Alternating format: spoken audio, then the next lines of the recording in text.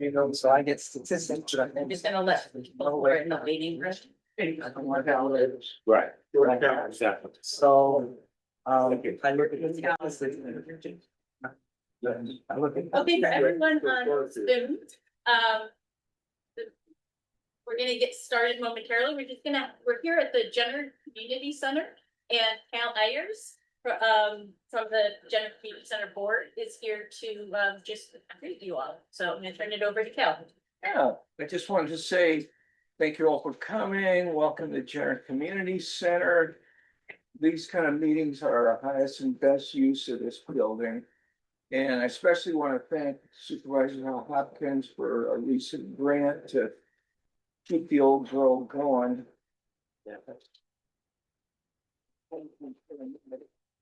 And the fireplace, the fire department as well. And so that we heard about the grant and we said, well, you know, what are we gonna do? How are we gonna do? So we made plans for a lot of gold plated filigree. Around the building, and then a modest bust of myself that we placed and everything. But then reality struck us in the form of, well, we need to replace the septic system. So that's where we're at now. And that's it. Thank you for coming. Thank you. Thank you, Cal. So we observe that we do not have a quorum of MAC members this evening. Under the Brown Act, no business may be heard, discussed, or acted on. But however, since so many community members have gathered, and since we have a variety of professionals here prepared to discuss cell coverage and emergency communications on the Sonoma Coast, District 5 invites all to stay for an impromptu community meeting facilitated by District 5 staff to hear from the invited professionals and community on that communications topic. We'll begin with remarks from Supervisor Hopkins and also provide an opportunity to open the floor up for District 5 to hear from the community on general topics of interest within the county's jurisdiction. We understand that some people may be interested in commenting on timber and other issues. While we can listen, we may not be able to respond for a variety of reasons, including that the county's legal counsel and forestry expert are not available. So we are happy to listen, but we will not be responding substantively. Just such comments. Impressive. So at this point, council members who are here can join the audience, and we recommend that the council participate as members of the public and not Right, so we actually have to go into the audience. into the audience. Got it. And Okay, no problem. not not any discussion on the topic tonight, but you may ask clarifying questions. Okay, Yeah. we're on our way. The check can be over here. And Linda, right? Or you can walk in. This is now the staff table. What? Right. And So should I kick it off? and please, yes, and Supervisor. Great. So I will kick it off with a county update. And then we will do sort of, even though this isn't a MAP meeting, we will sort of follow a similar format. And then after I give my update, we'll have an opportunity for any questions or comments from members of the public, either in here or online. That said, if we have too many, like if there's a ton of people on Zoom who want to comment, we're going to kind of cut it off at 6 p.m. just because one of our county staff has to leave by 6:30. So we want to make sure he's able to participate in the panel on cell coverage. So with that, I actually want to start off by thanking Cal and everyone who is engaged in the community center. This is such a beautiful, magical community resource, and it's lovely to be out here for a CMAC meeting. And I just know the blood, sweat, and tears that you all as community volunteers pour into this. And so I'm grateful that the county's able to chip in a little bit. We're not building you a new ballroom, but a septic system is a good, a good alternative, I think. So a few updates related to the coast. Number one, Estero Americano Coast Preserve and Parking. Update from Rob Howling. So Johannes is in the house, and his sort of second in command when it comes to roads. Rob shared that the installation of the no parking signs on Mockingbird Road and Osprey Drive will be installed by the end of today, except for those on Oyster Catcher Loop. And so you all saw, I think it was late last week, that the boots went in, the sort of bases, and so that installation should be finished by the end of the day. While the original plan was to have all the signage installed and ready for enforcement at the same time, the roads department felt that it was best to have as much signage in place as possible before the weekend, given the good weather. So they were just trying to sort of hustle and do what they could. Also wanted to share that the frozen water house, aka ice house, but we're trying to, use some different language for clarification purposes, which is out in Bodega Bay and is the critical infrastructure for our entire commercial fishing fleet. It has been limping along for as long as I have been on the board of supervisors. It literally uses a refrigerant that has been banned by the state of California. And so you have to pretty much eBay and duct tape and baling twine together parts for this thing. It is actually fully funded to fully replace that. And so that is very exciting. It's almost $3 million to replace this thing, which is shocking. You're like, how hard can it be to make frozen water? That's how hard it can be, apparently. And it was a combination of an earmark. We worked with Congressman Huffman. We took him out to meet the fishing fleet and to tour the building. He was able to get a federal earmark. And then we also worked with Doug Bosco of the California Coastal Conservancy. He's the chairman. And we were able to get funding via regional parks application to the Coastal Conservancy. So that's a big deal. Millions of dollars of infrastructure going into Bodega Bay. Also wanted to share the good news about Tourism Impact Fund, which are the dollars that we generate in West County from the hotel bed tax. And we get a very small fraction of them that we can reinvest into the 5th district. And there were a number of bid items for the coast. So there was parking assistance for the Bodega Bay Fishermen's Festival. That was $2,500. We had emergency response equipment for the Coast Life Support District. That was $5,000. Building maintenance and improvements for the General Community Center, $18,700. Yay. Here in the house, support for Jenner Sea Camp through One Ocean Consulting and the Jenner Community Center for $2,000. I heard from a friend who sent her child to that camp last year that it was an absolutely amazing experience and so magical for West County and coastal kids to actually get to sort of learn about the environment that they live in. So I heard wonderful things about that program. Also support for the Waves of Compassion food pantry serving the coast for $10,000. So making sure that we keep folks fed and really appreciate all of, these are small amounts and they are just amplified and magnified and leveraged by all of the community work that the community puts into it. So it's really not about these dollars, it's about the work that all of you do. So thank you for that work. Also want to mention that this week's email newsletter included updates on streamlined permitting pathways, which is something that I've been very focused on. As we know how challenging it can be to try to get a permit to do something relatively small in your house, and we want to make that as efficient as possible. So we've got an express permit program for kitchen, bath remodels, decks, generators, small structures, and select grading, and an over-the-counter program for water heaters, panel upgrades, re-roofs, and simple improvements. So yeah, a quick question. Actually, we'll take the questions at the end, Cal, just so we don't sort of start a slippery slope, and I'm almost done. So then the last one that I want to mention, which Debbie did mention, which I can't talk extensively about, is I know that I've been hearing a lot from constituents about the Sheep House Creek NTMP. And so I just want to share that in terms of process, we don't currently have clarity on process. We do know that we received a letter from the Coastal Commission asserting their jurisdiction. When we have conducted sort of a review of how these things are handled throughout the state, we are not seeing consistency in whether it is a Coastal Commission jurisdiction or a strict CAL FIRE jurisdiction.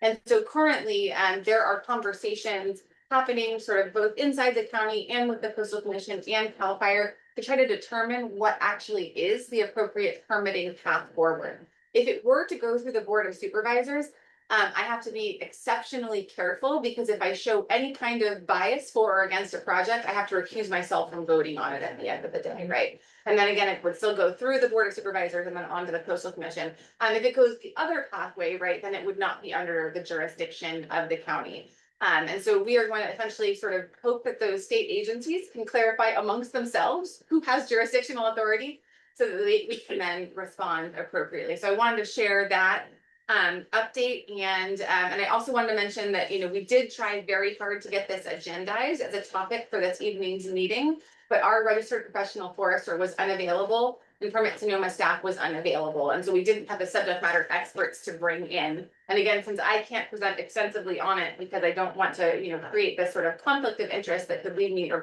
prejudice and bias that could lead me to have to recuse myself, we want to make sure that it was presented by our subject matter expert staff. We will, once they're available, sort of try to get that back onto a CMAC meeting. So this is not the last that you'll hear about it, but we really want to go into a sort of what is the process, right?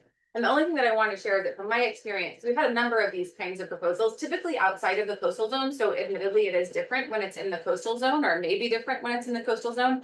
But these things take years. And so a delay of 1 or 2 months to get this on the CMAC agenda, I don't think it's going to sort of, you know, impact the public's ability to further understand or participate, right, in sort of comments on the project. So I just wanted to share that. That's about as much as I can share.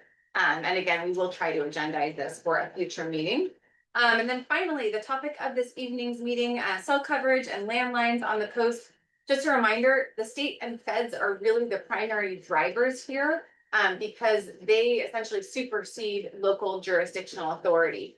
That said, we are all about making sure that there are communications on the coast. And so we have worked very hard, for instance, on advocacy to ensure that they don't stop the copper landlines, right, which has been tried in the legislature, it feels like every single year. And we've also been having conversations about, is it possible to make public land available, right? If there was someone who wanted to put a cell tower on that in an area that is underserved. So we are partners, we are facilitators, we are collaborators, we are agitators with the feds and the state.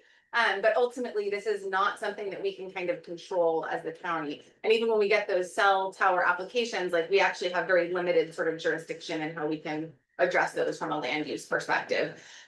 Finally, just wanted to share a huge gratitude. In the House, we have Joe Honus, we have Mike Nichols, we have Kelvin Sandine, and then on Zoom, we've got Jeff Duvall, Doug Bush, Jacob Sedgley. So Jeff is our Director of Emergency Management. Doug and Jacob are from Permit Sonoma, and then Rod De La Rosa from T-Mobile. And huge thank you to our fantastic Public Infrastructure Department head, Jonas, for driving all the way out to the coast to be with us here in person this evening.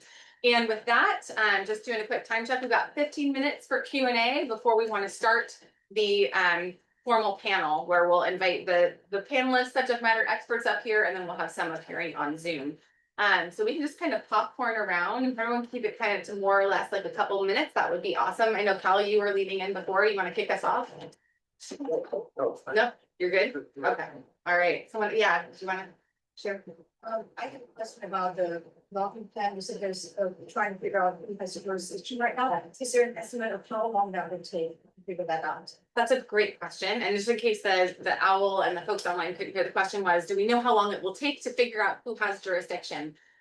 This is government, and you know how when multiple levels of government disagree, it's a lot of this back and forth and loops on, you know, seemingly endlessly. We are reaching out to our state legislators to see if they can also sort of put some, you know, encouragement on the state agencies to figure it out and provide clarity to the county. So Let us know when this is. we will absolutely keep you updated. And you know, and again, I will make sure that we are not only tracking the Permit Sonoma, but also with county council, so that we share out what we are able to share out in a timely fashion with the community. So keep an eye on our email newsletter. If you're not signed up, do sign up for that. If we have any updates, we will share it, that we are able to share, we'll share it via our email newsletter or a future CNAP. This is also part of the 2-minute comment.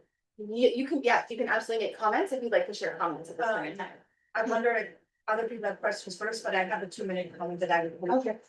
Why don't we do questions real quick? Yeah, I'm hearing from our staff online that they can't hear. So what people need to do is just come to the center.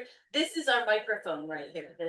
So if you're within like 6 feet of that, then you can just project right towards it. Otherwise, online can't. Great. So why don't we start with why don't we start with questions, and then I think hopefully I can make hear me on the owl. Yes. Okay, great. Yeah. So I will project towards the owl. I will answer questions. And then if anyone has a 2-minute comment, once we're done with questions, we can kind of line up and do that. That sounds good. Okay, other questions? Yeah, question.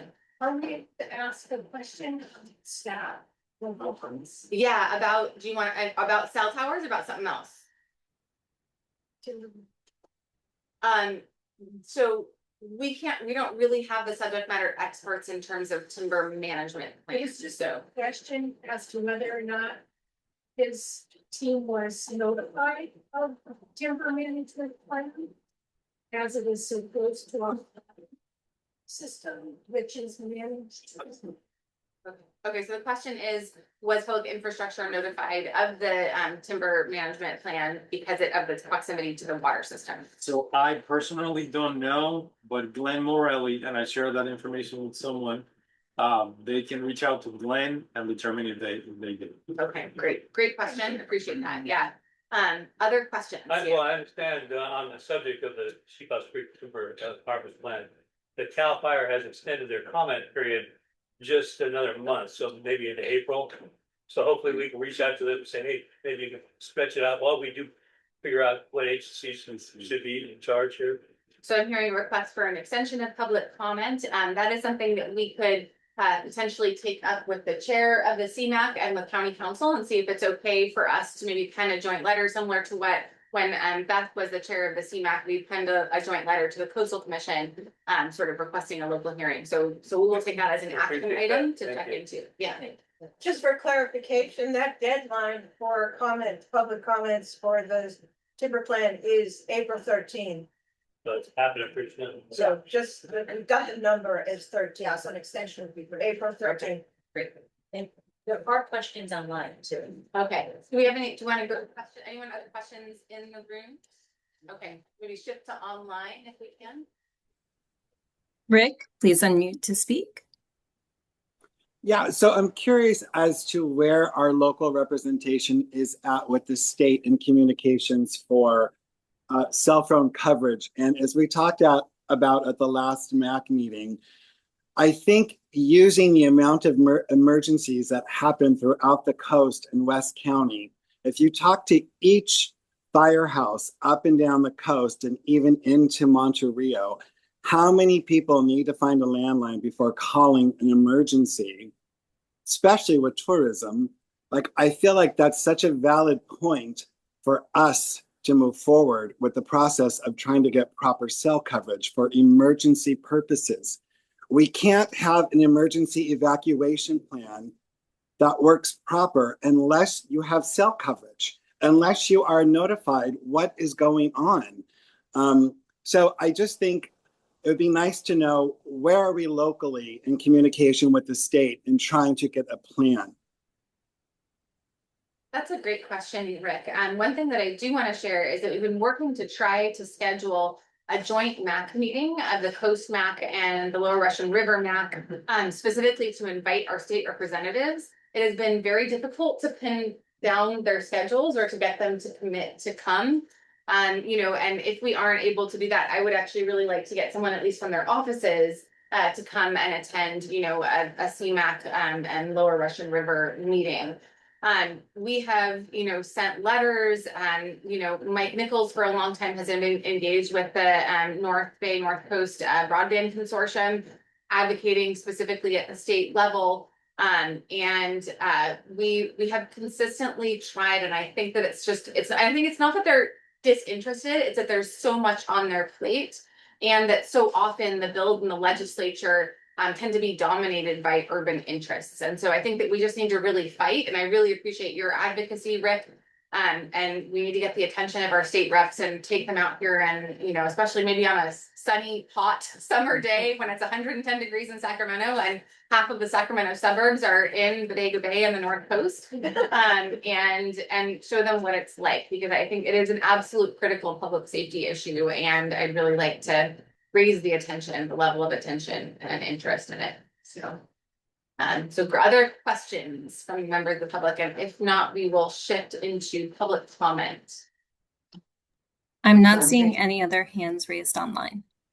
Great. So if anyone would like to make a couple minutes of public comment, if you wouldn't mind stepping up to the owl so that everyone, want to make sure that everyone online from here, since we do have, some county staff online and also, Tracy from our team.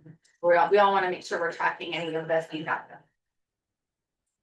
We have 8 minutes until 6. Great, so we can do about About 4 or 5, yeah. There might be a couple online too. Yeah, we can take that out. And yeah, there'll be another opportunity after. We won't cut you off. We'll just postpone it until after, just so we can get started by 6. Thank you for being here. Thank you for hearing us. Good evening. My name is Michelle Irwin. I rise tonight to speak about the proposed timber harvest plan of 1,099 acres from a nearby Sonoma Coast redwood forest.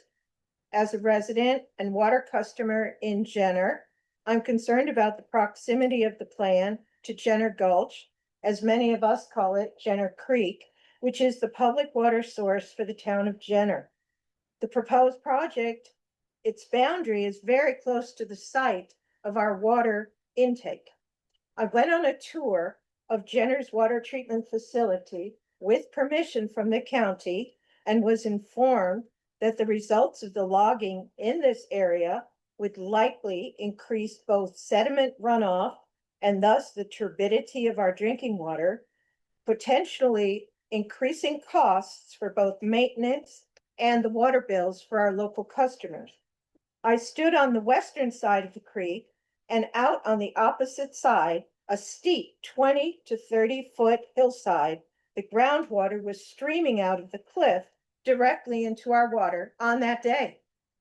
So the groundwater should not contain silt or other contaminants from logging runoff, in my opinion. To date, Russian River Utility and Jenner water customers have not been officially notified of this timber harvest plan, even though the plan was submitted over a year ago. The Kashaya-Pomo tribe only recently received notice and arranged to view the logging site this week. My questions for the record are, when will Jenner water customers be informed before the close of public comment on April 13th? Why was Russian River Utility not notified about the adjacent logging plan by CAL FIRE or the county? And I am not a representative, but I care about my neighbors. So I asked, will the Kashaya-Pomo tribe's findings be included in a report available to the public before the closing date for comments recently extended to April 13th? And thank you for your time. Thank you for your comments.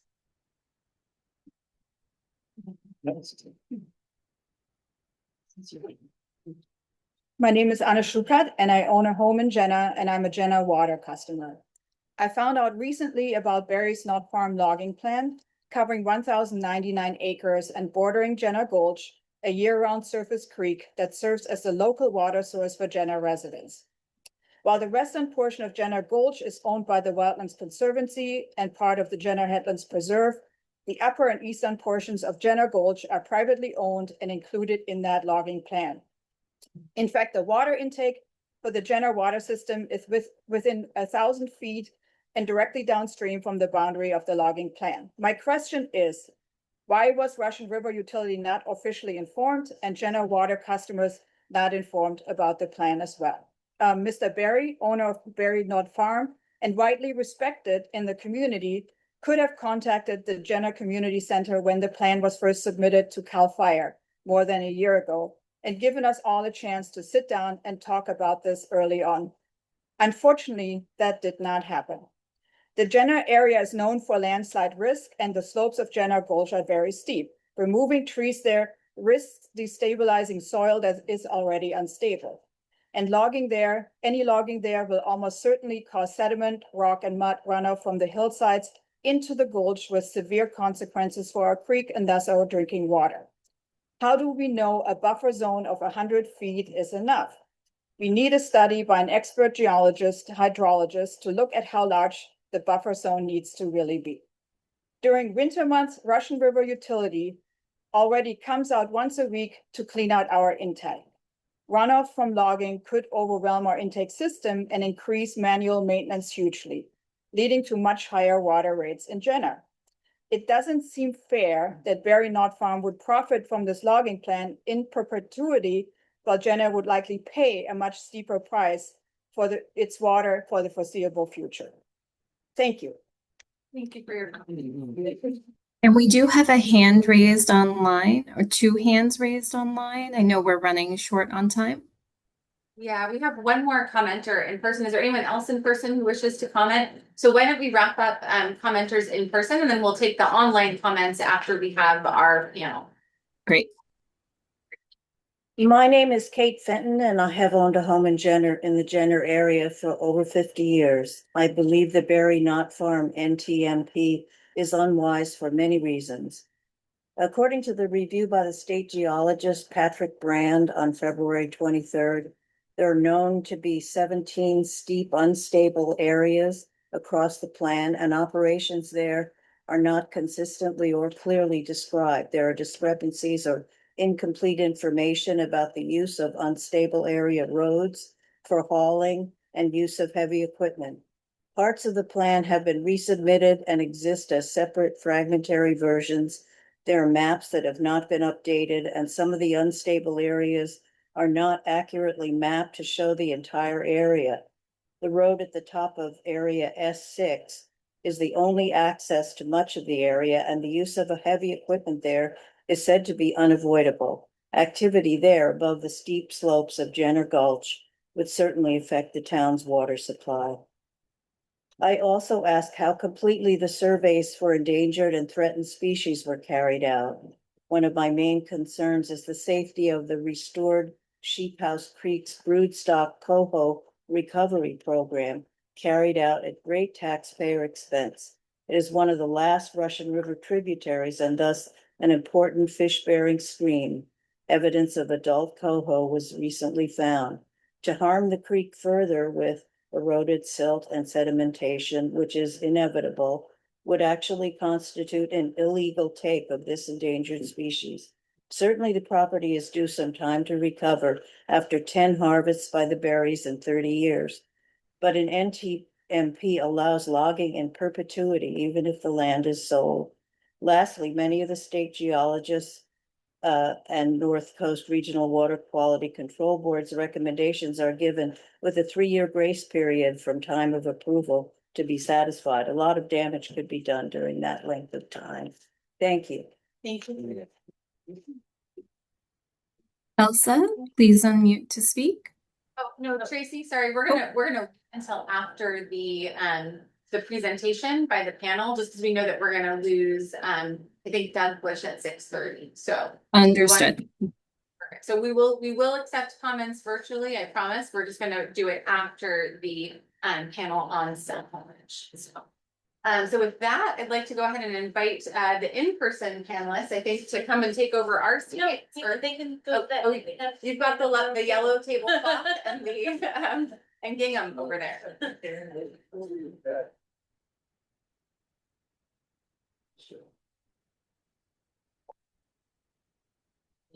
This just switch. Okay, so.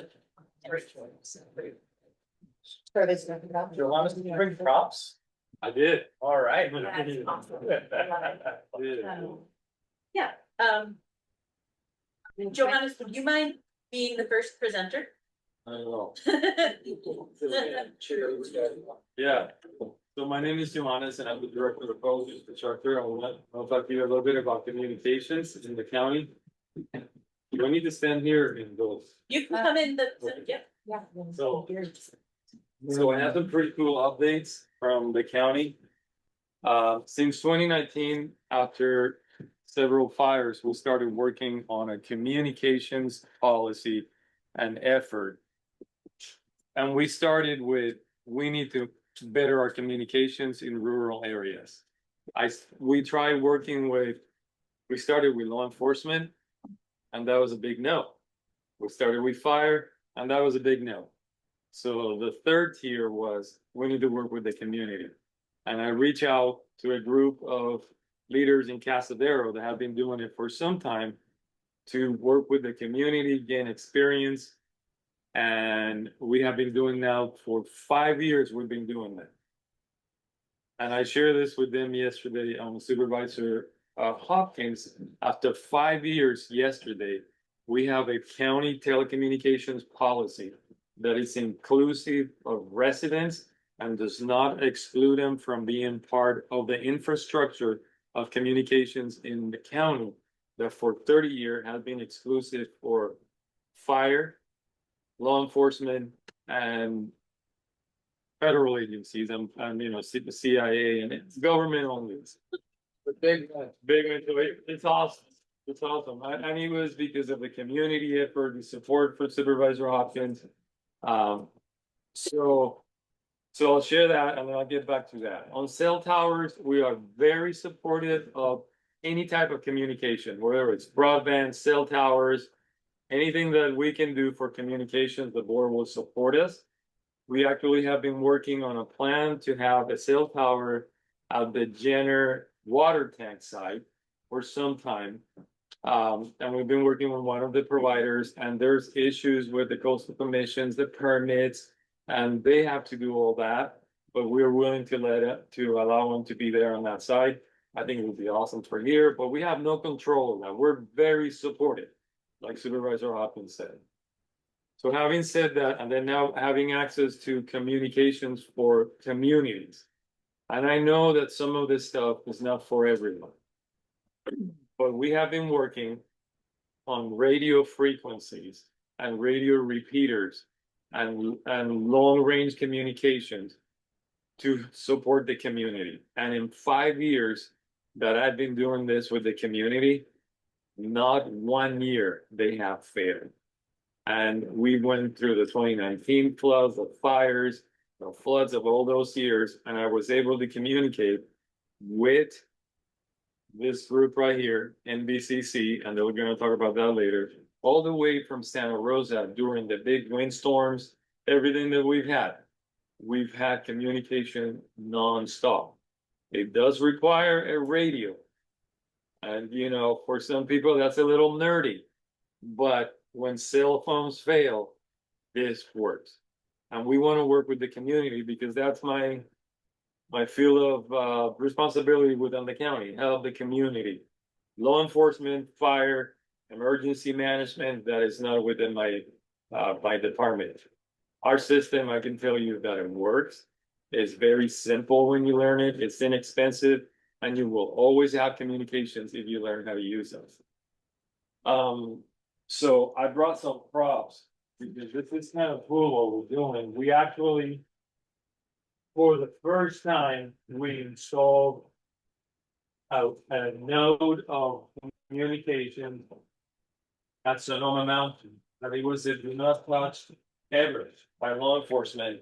Last week, we finally installed a node, which is similar to one of these little gadgets here. They look kind of techy. But this radio connects to your phone with Bluetooth. And then you can use your phone to text hundreds of miles away. And it depends on a node and a mesh. So from Cloverdale, with this guy, with either of this guy, I can talk to a repeater that we have in Cloverdale.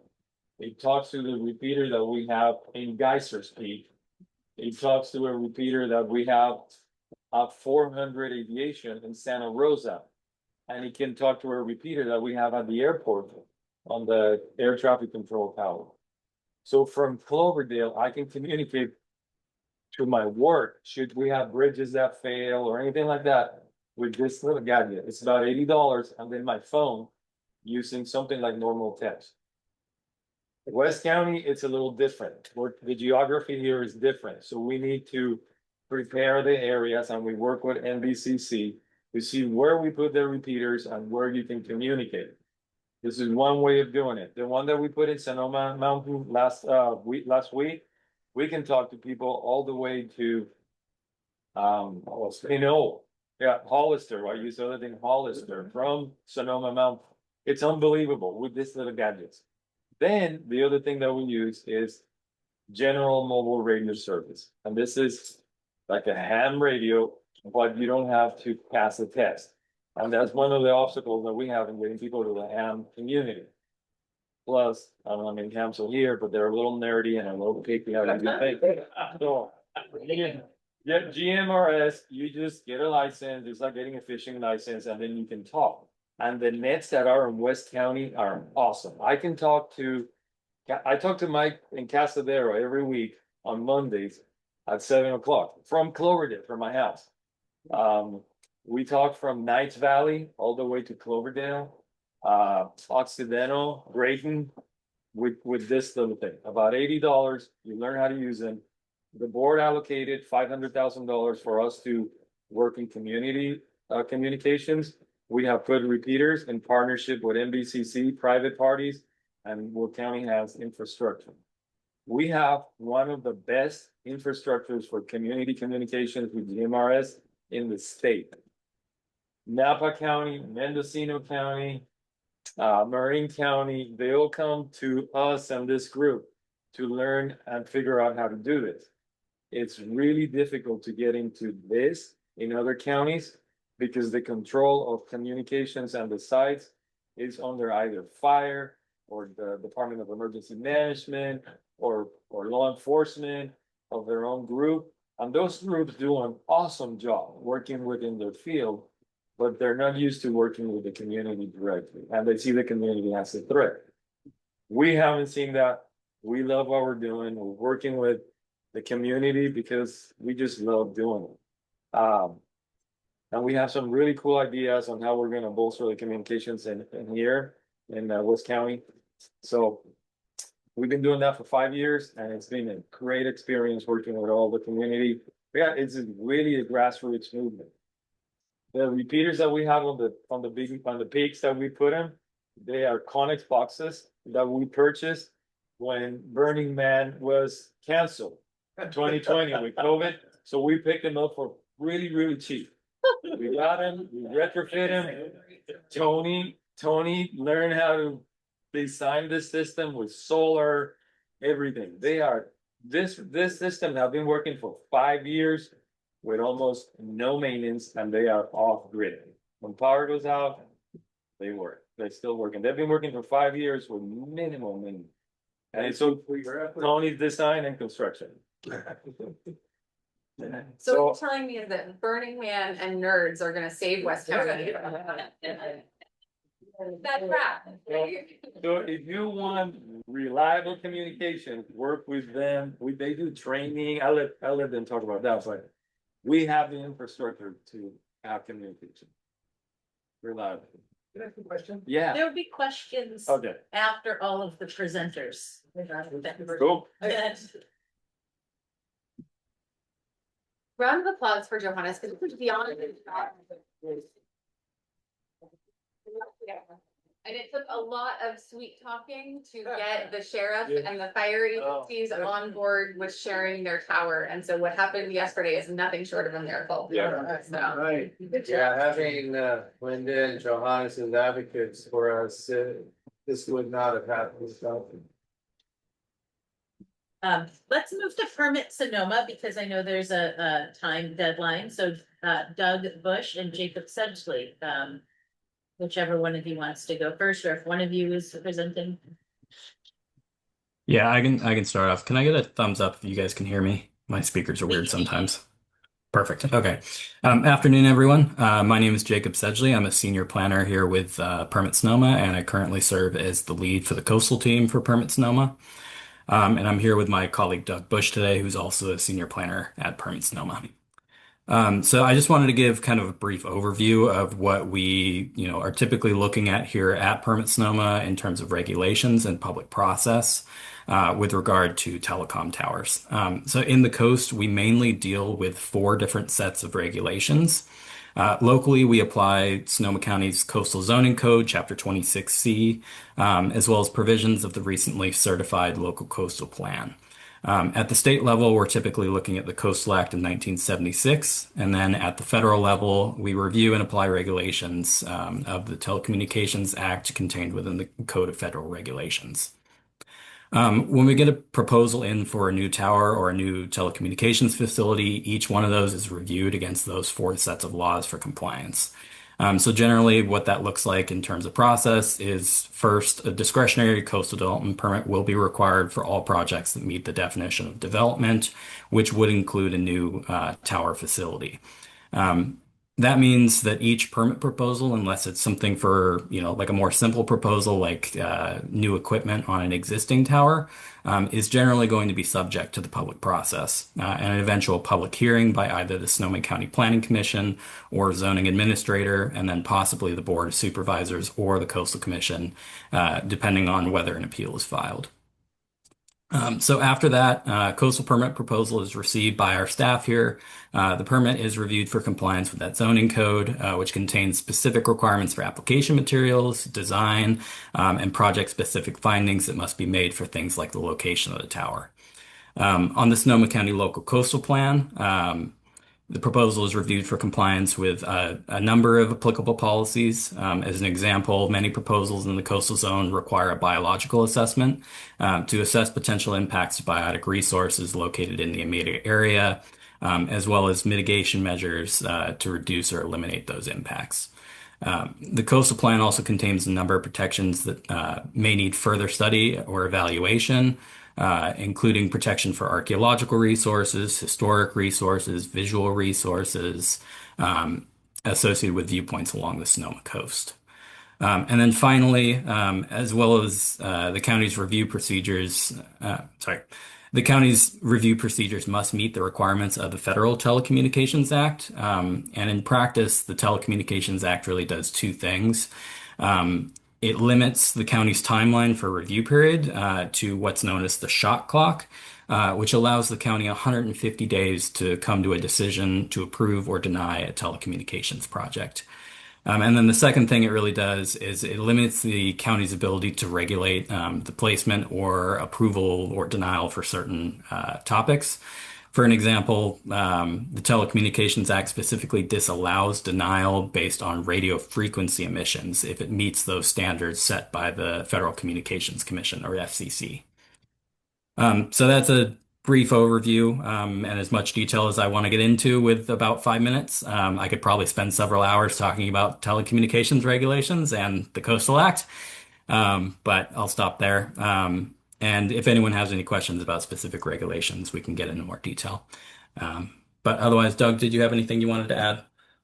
No, well, Jacob, you did a great job. I don't have too much to add, just that to emphasize that county projects of the county, public projects of the county, are generally exempt from our zoning code and coastal zoning code. But as Jacob just discussed, there's several levels of code that apply outside of the county's own code. So even in the coastal zone, if that were the case, that there was a telecommunications tower that was exempt from our local code, that doesn't mean it would be exempt from the other levels of, California, state, and federal code. So that's something important to note. Not too much to add, just acknowledging that as Johannes began there, that on the topic of emergency communications, we're talking about a lot of different technologies that overlap and kind of can fill different niches and different needs. And what we're covering here from Permit Sonoma's perspective, largely talking about wireless telecommunications towers that are often from commercial providers that we're seeing going through our local permitting processes. And there are some distinctions in code for non-commercial and commercial facilities, but the majority of the applications that we process, and the majority of them are inland, we don't see very many along the coast. Those are commercial telecommunications towers over a certain height that trigger local review. But yeah, there's plenty of nuances, as Jacob mentioned, but I think that was a great overview that Jacob provided. So that's it for me. Next up, we have Jeff Duvall, Director of Sonoma County Department of Emergency Management. Hey, good evening, everyone. Sorry I couldn't be there in person. Again, Jeff Duvall, and I'm the Director for the County Department of Emergency Management. A couple different hats I wear. Director of Emergency Management, the county's emergency manager, and I am also what we call one of the operational area coordinators. So I am coordinating the county's response and resource management and working with our cities, our special districts, below the county government on what that looks like, situation status, bigger picture of what's going on, and then communicating that up and down with our state partners. Across the county, anytime that we start to have emergencies of any size, any scale, and disasters, we are always looking at our infrastructure and looking at our cellular and broadband infrastructure, what's up, what's down, what's not working, where do we need to go, and start asking questions and get information. And we've got a couple different tools and resources that we can do for that. In fact, I have one of the tools up here in front of me, and I keep tabs on it throughout the day.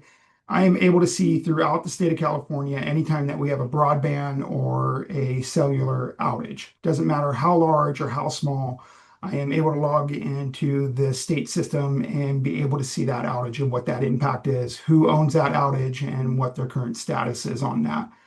As we start getting into those emergency situations, whether it is extreme weather, high winds, power outages, atmospheric rivers, fires.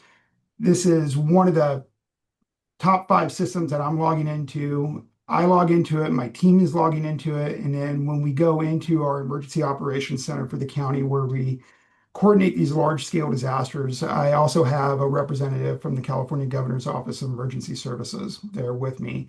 And one of my first requests to that representative is every 4 hours, I want a report from the state of what they're seeing from their California Public Utilities representative in the State Emergency Operations Center. What's up, what's down in my county, what's the ETA to get it turned back on and to get back on and fixed. I know earlier there was, Johannes had mentioned and Supervisor Hopkins had mentioned, we still have a lot of copper line there in West County, and between Supervisor Hopkins' office, my department, and a few other county departments, carrier of last resort, we have done a lot of work in advocating for that and keeping that in the importance of that. Anytime that system goes down, I am automatically notified of that, and I am on the phone with my state partners through the state 911 system to start getting some sort of resolution on that. And then that goes the same thing anytime that we see cellular or broadband system outages throughout the county, because at the end of the day, that also affects the way of how I push out emergency alerts to you through the wireless emergency alert system, which are those Amber style alerts to your cell phones. If you remember back in 2019, we launched a huge campaign, and we were the first county in the entire West Coast to do this. And that was to leverage the National Weather Service weather radios for those emergency alerts. Completely separate from the copper lines, completely separate from the cell towers. They're using that radio infrastructure, and we're able to get that information out there as we are setting out those wireless emergency alerts, those SOCO alerts, whether it's evacuation warnings, evacuation orders, shelter in places, or tsunami notifications. As Johannes had mentioned, technology is constantly evolving in many different forms. Under the Department of Emergency Management, we have our auxiliary communication service, which is our ham radio operators. And we've been working with them for the last couple of years of how do we start integrating GMRS radio. We know that GMRS radio has taken off in the community, has been embraced by the community. And I know you in West County have been the champions of that. And I want to thank you. And also, because I see Tony there in the room, thank you. You guys have, through the Bay Area Urban Area Securities Initiative, have been selected of a county that's doing this right, and recently just sat down to start mapping out a playbook that other counties can use to model and keep going, moving forward with the technology advancements and the successes that we've had in many different forms of technology here in the county for redundant communication and redundant notifications. So always know, as we start to hear that there's weather issues or there's potential for red flag warnings, we are monitoring these systems. We're looking what's up. We're looking at what's going down. We're having those conversations with the cell phone providers. We're having those conversations with the broadband providers and with the copper line folks going, hey, you have an outage, work with me. How soon can we get service restored? And then on the back end, we're also working on what redundancy and our contingency plans are for keeping the community advised of what's going on. Many different tools that we have in the toolbox that we can pull out and use. We've used those in the past. 2019 Kincaid fire, many different things that we pulled out when we started seeing cell towers go down, and we just had that redundancy in communication. Work very closely with our partners over at Permit Sonoma, over at Public Infrastructure, and also with our cell and broadband providers of when we start to hear that there's interest in expanding cell tower broadband coverage. What does that look like? What does that look like from an emergency management standpoint? And how can we weigh in where we can and be supporters of that? And then also just the GMRS and the mesh technology that's out there. If there's any questions, I will be here for the end of the presenters and look forward to future other dialogue and comments.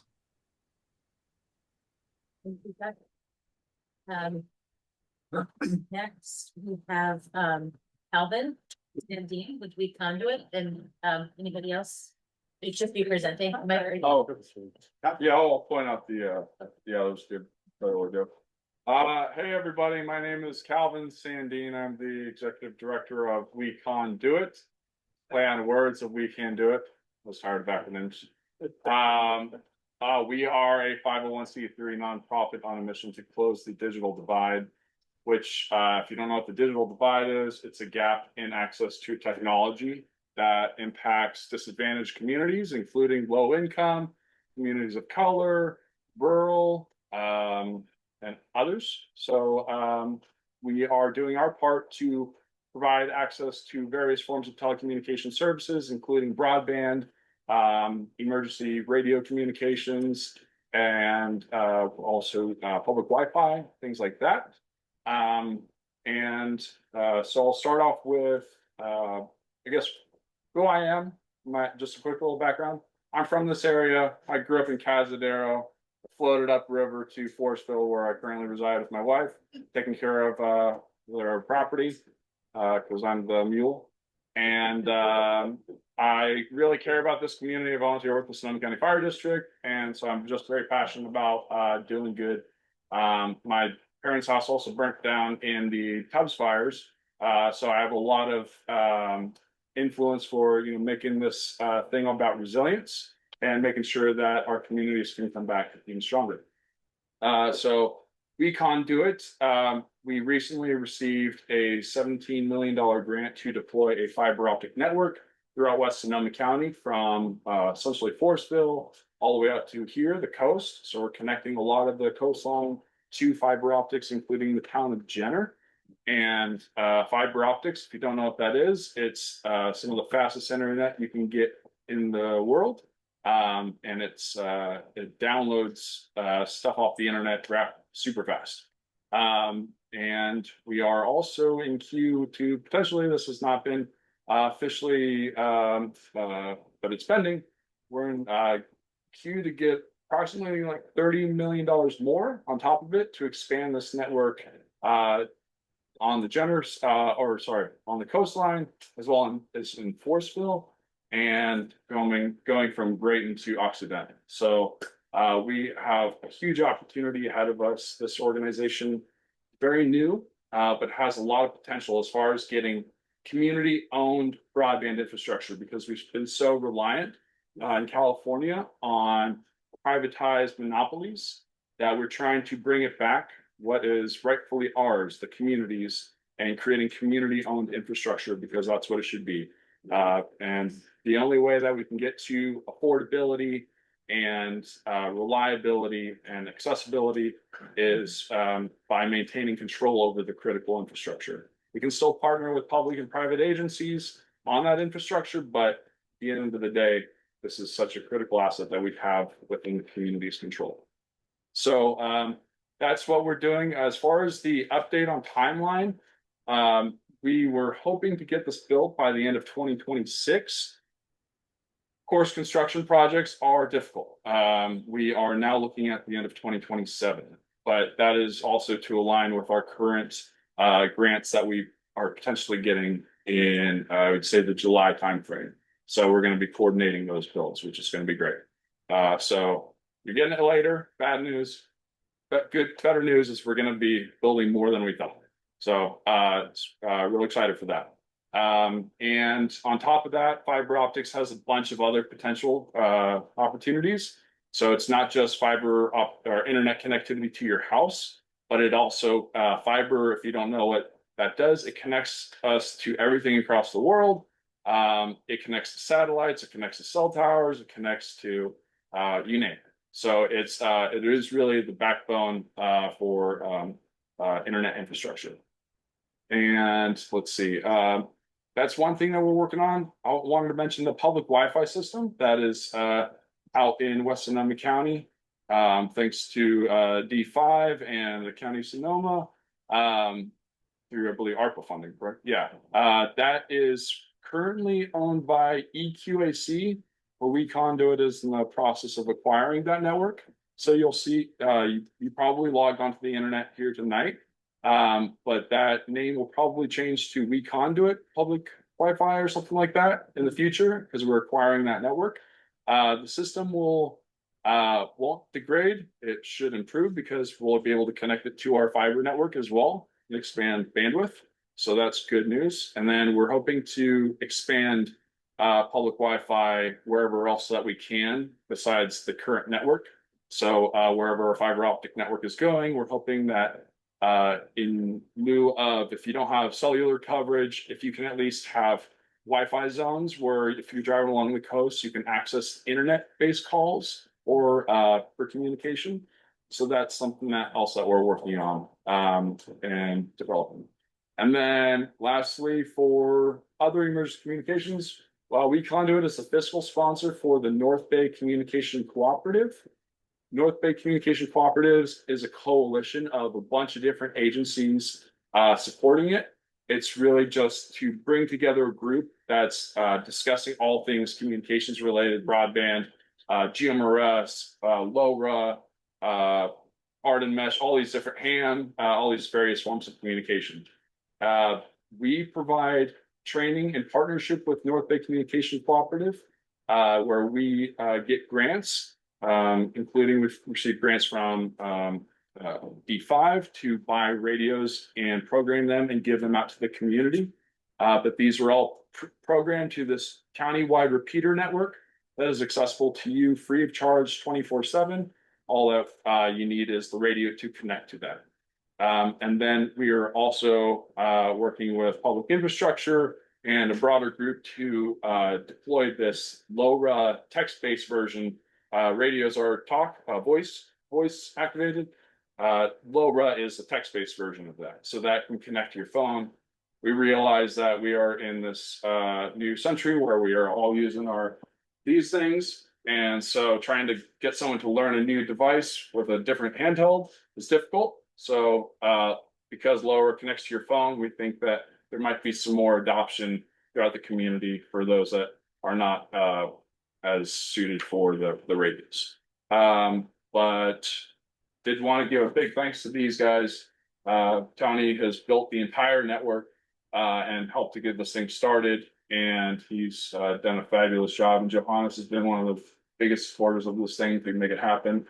And D5, Mike Nichols, he's our board chair right there. I started WeConduit with Mike back in 2019, and we've been doing some good work. So we also get involved with the state legislative proceedings, including the Carrier of Last Resort.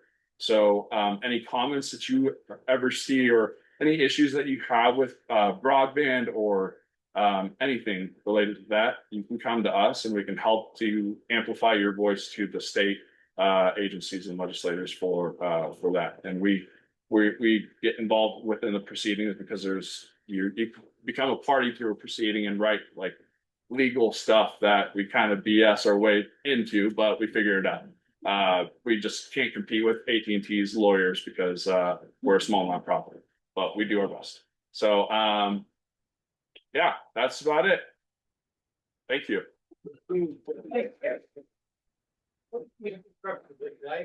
Are you checking wires on poles or? Yeah, so our network, originally we were prioritizing underground, and we still are wherever we can. It's just not the reality out here. We started running the numbers, and the budget that we got was far less than what we could do. So we're doing a hybrid aerial and underground. So we're going to be following the electric distribution path to everyone's homes. So anywhere where you see the electric distribution lines going, that's the same route that we're going to follow with our fiber optic cables. So for this, for example, we go from Jenner, and up Munis Ranch, going backside of Munis Ranch down to PPI over to Fort Ross Road, because the transmission poles we can't access between. So that's the route we're following. But we're still going to prioritize maintenance and repair anytime, because we know that we have those issues during winters with trees falling and all that. So we're prioritizing maintenance and repair. And now I think we have a presentation from T-Mobile, and then we will get to questions for everyone. So hand it over to Rodrigo. Hello, everybody. Can you hear me okay? This is Rod De La Rosa. I see Debbie nodding. Debbie, thank you so much for inviting me. Thank you, Supervisor Hopkins. What a great group of panelists. I'm honored to be a part of this panel. I have a colleague of mine, Joe Doe, who's here as well. But before I begin, I just want to make sure, Debbie, how much time do I have with this great group? It's flexible. Okay, great. Well, I could be long-winded, but I could also go short as well. So I'm going to share my I'm going to share my screen here, so we have a little bit of a visual to kind of walk us through some information. Let me know if you can see my screen. Oh, nope. Oh, okay. Let's try it like that. There we go. It's coming up now. All right, great. Perfect. Still see it or no? Yeah, we can see it. All right. I wish my were here. That's her favorite color. Well, I thankfully I own a lot of magenta jackets. Actually, we call it Mangenta here at T-Mobile. So just a little bit about me. I've been with T-Mobile for the past 20 years. And before that, 10 years as a consultant working across the country, been in hundreds of hearings across the country talking about wireless infrastructure. And we've come a long way in the past 30 years. So much so, I'm with a friendly audience, an audience that wants better coverage, that wants, to make a connection. And that puts a smile on Joe Doe's face and mine as well. I'm a Bay Area native. I actually spent a lot of time in Sonoma. My former dean at Cal State East Bay, Dr. Carderas, lived in Sonoma before she moved to Athens. And I was a former professor of communication at that great school and spent many a time in the square talking to Dr. C about many things. Other than that, another passion of mine was promoting wireless across the state. So I'm a president emeritus of the California Wireless Association, promoting better wireless, being a part of panels, putting on conferences across this great state of ours, but always promoting Northern California because this is my home. I am going to just share something that's remarkable. I was listening to Johannes, and it wanted me to start with this next slide. And Johannes, you folks are being really creative with what we have, and here at T-Mobile, we're doing the same thing. And so I'm going to go advance this next slide.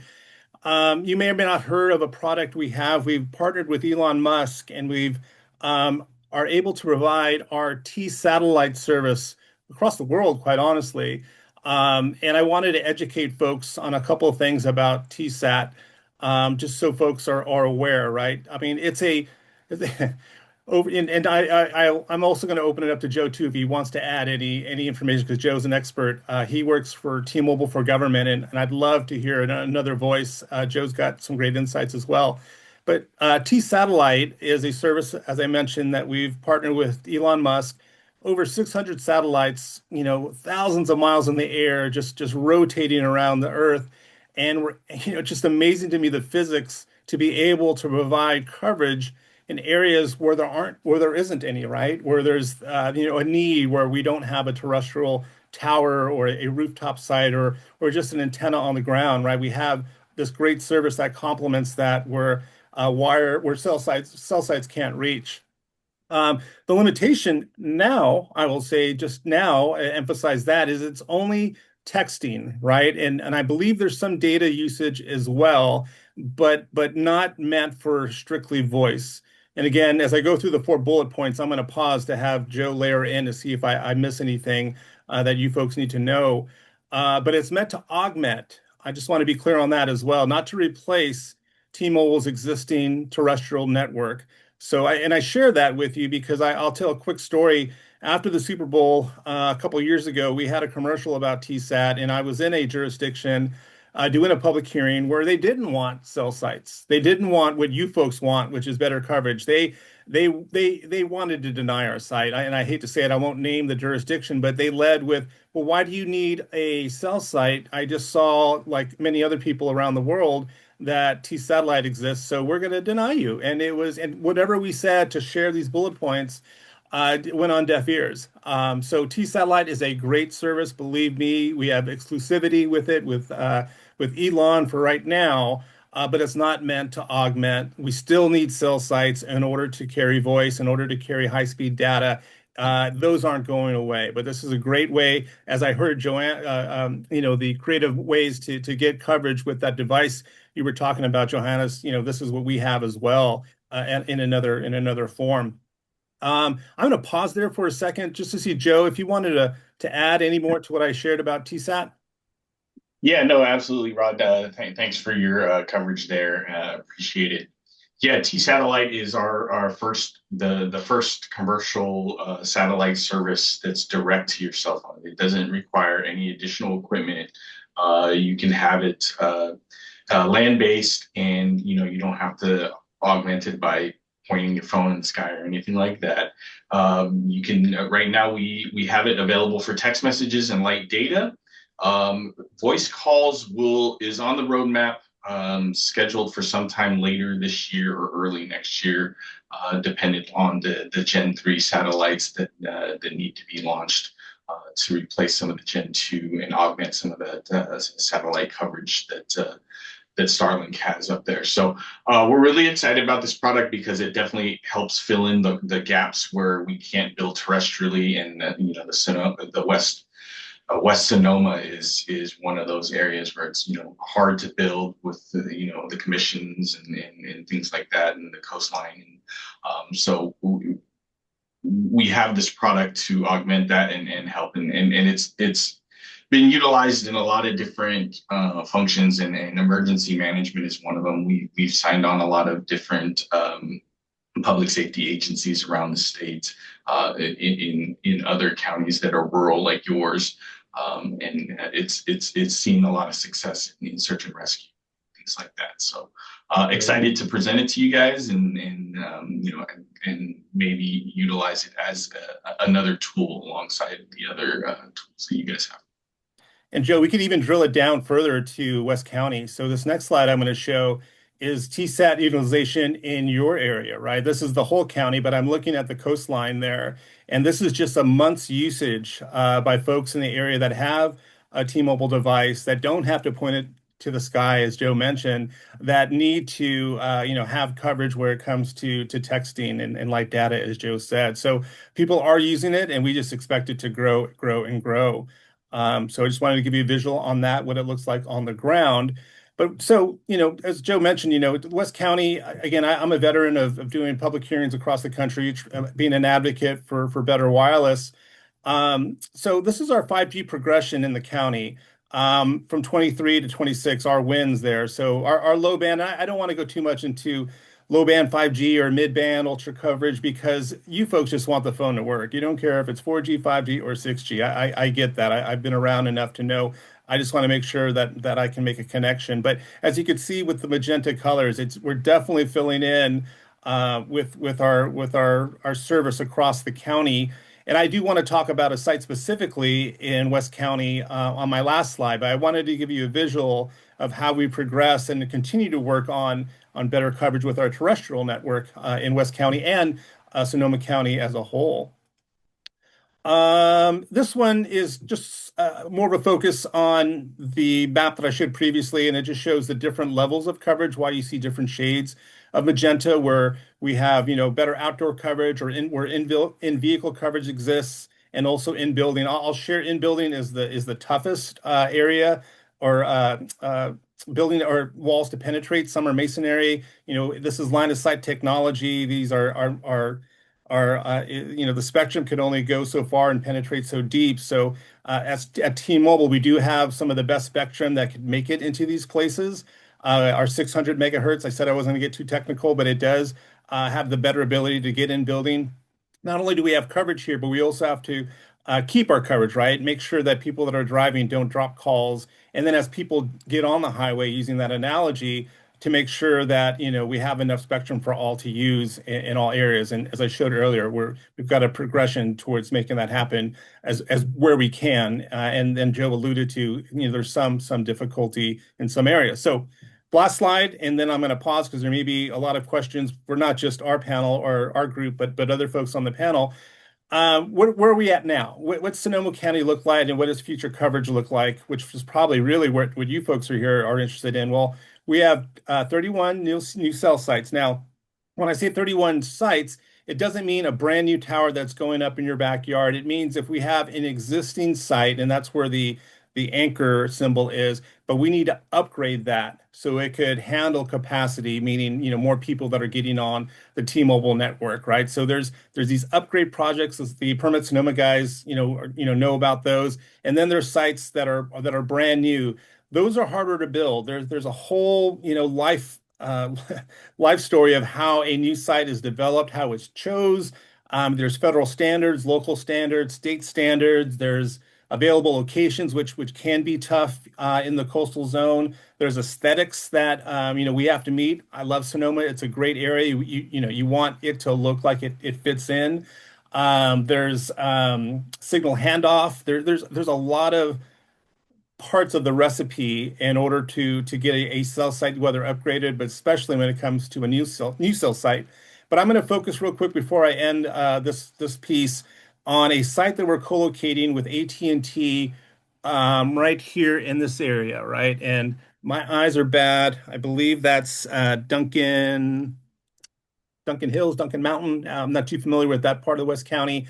But what I do know is the application that went into Sonoma County was applied in November of last year and was approved the beginning of this year. So I just wanted to say great job to Permit Sonoma. Those guys know what they're doing. As they mentioned before in their presentation, there's a lot of things that we need to satisfy, and those folks did a great job of getting that through the process from the planning side of the house. Now, what I understand, it's in the building side of the house, meaning it goes to the building department and they have to review for electrical, structural, and all a host of other things that need to comply to make sure that this is built safely before we turn it on air. But I see that it's going through the process, quite efficiently in Sonoma County, and we hope to get that site on air by the end of this year.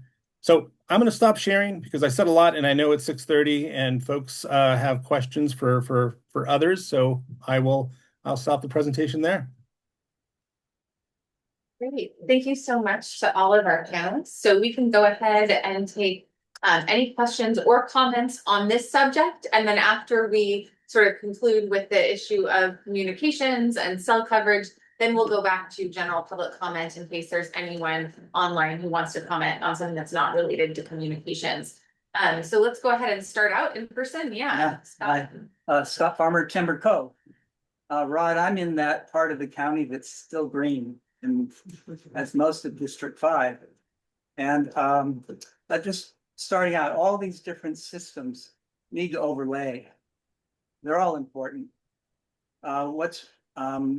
What I really hope to hear is that the T satellite system, given new generations, will in fact seamlessly tie in cellular system equally.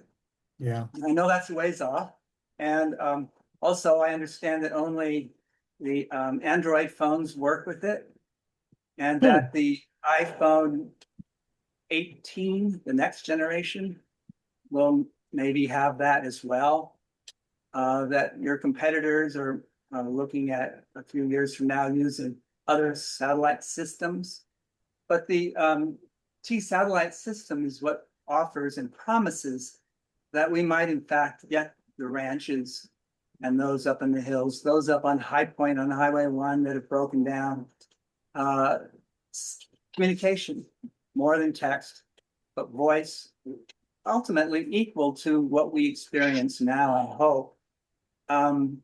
So how realistic is this coming for like the T satellite system technology? This is what will, I think, be a game changer for us. Could you expand on that, please? Yeah, I mean, it's been a game changer already, right? And so I just want to address the first piece because that's a good question. I'm an Android user, always have been. So, Joe, do you happen to have any knowledge about the compatibility or? It's iPhone 13 and newer. What we really suggest to our agencies is iPhone 14 and newer. I used it myself on a long drive to Mono County. I utilized the satellite service to keep my Spotify running while I was on that 4-hour drive from Sacramento to Mammoth Lakes to meet with the search and rescue team down there. And they love the T-satellite service. It works with a lot of different public safety apps, CalTopo being one of them. It's real-time situational awareness for the fire departments. And they can track and locate their firefighters in the field, in the wild areas via the satellite signal. So there's real-time communication there. It's not publicly advertised, but you can make a voice call on T-satellite currently via WhatsApp. So it's a voice over IP call.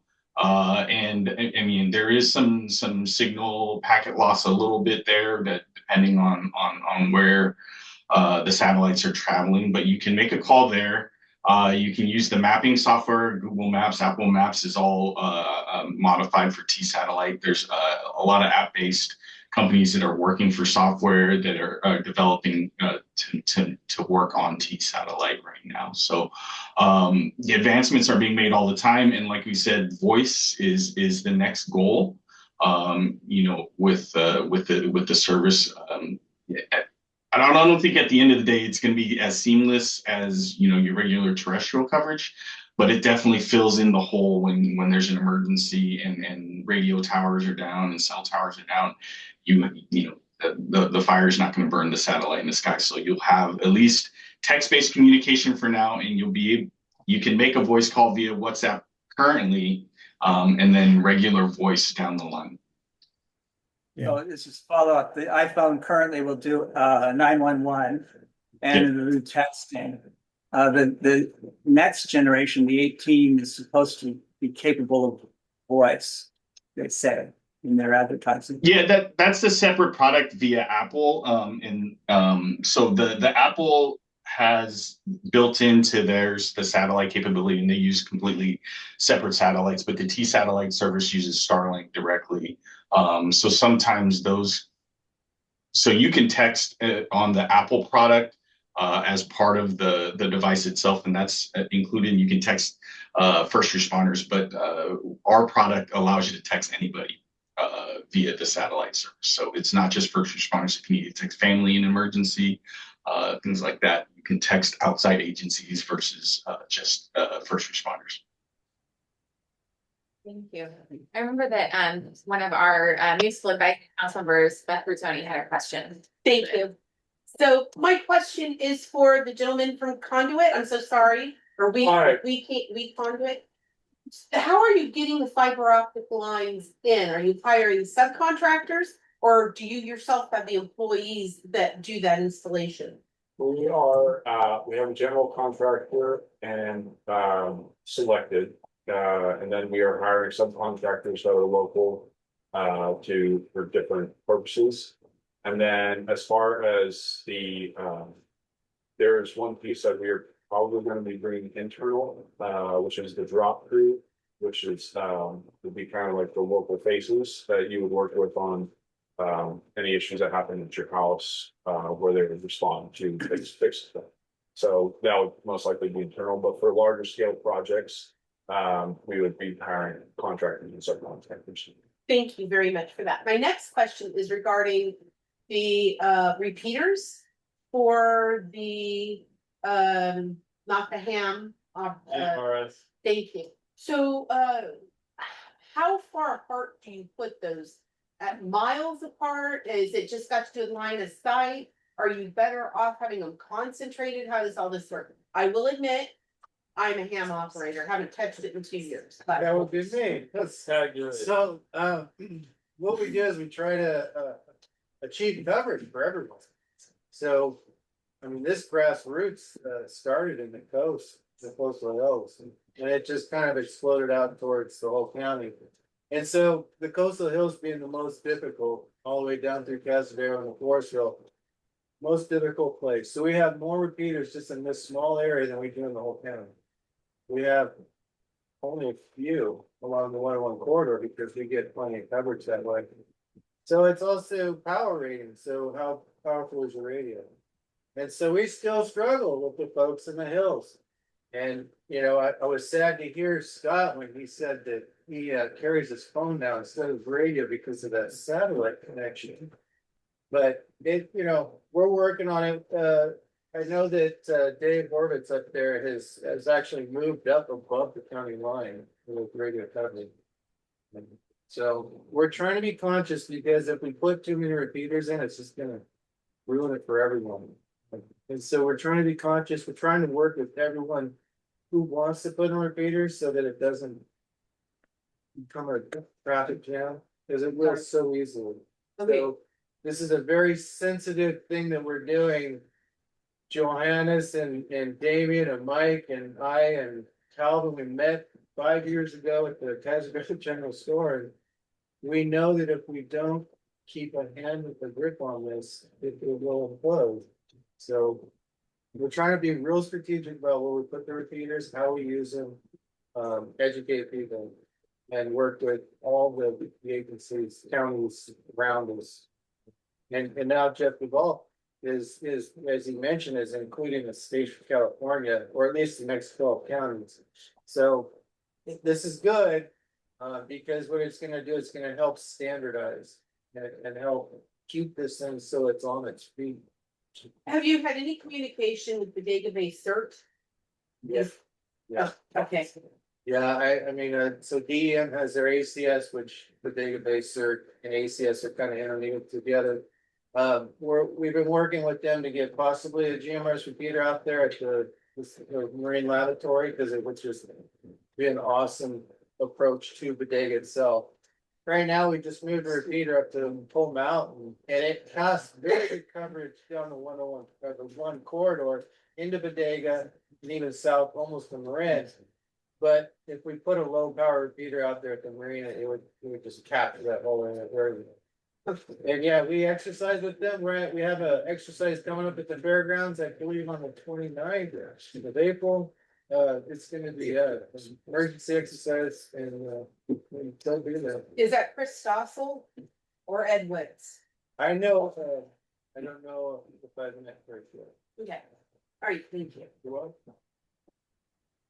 Other questions, I also want to acknowledge that our CMAC chair has arrived. I know you got delayed and had to be here earlier, but thank you so much for being here. So is there anything that you wanted to share before we move on with the question?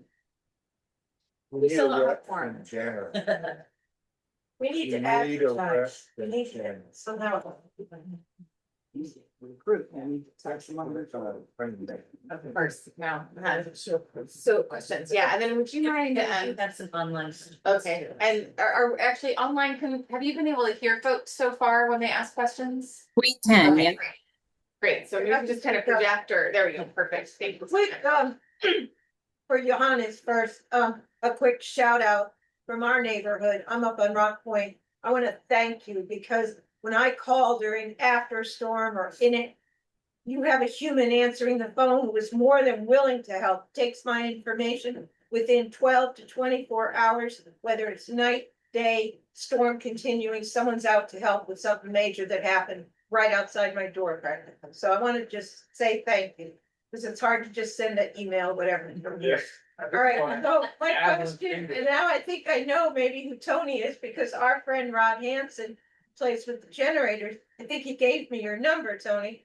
But my question is that a year or two ago, I had heard that those, I still call them like a CB radio, correct? Okay, that style was actually free if we would do something like a training or get somebody here to do it. And somehow I dropped the ball on that with our community center, but I'm hoping if that is even a possibility still. Yes. I think you're referring to some of our training sessions and like Calvin was saying, we get grants. And B5, Linda has been awesome about giving us grants to get radios and repeater infrastructure. And yeah, we'll get 100 radios and we'll go to a community and we'll hand them out and train. Come on, we're ready.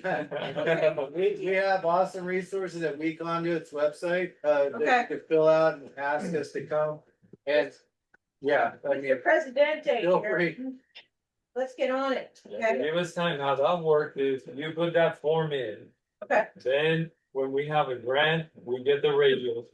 We have a party at our building, what we call a programming party. And we go out there and we program, and Mike, and we program all the radios, and then we schedule it. But we need to coordinate because we have a lot of demand, really popular this thing, but not enough funding and support. Okay. So we have to plan and be strategic where we go. But we love to train and they teach you everything. We have an awesome training program.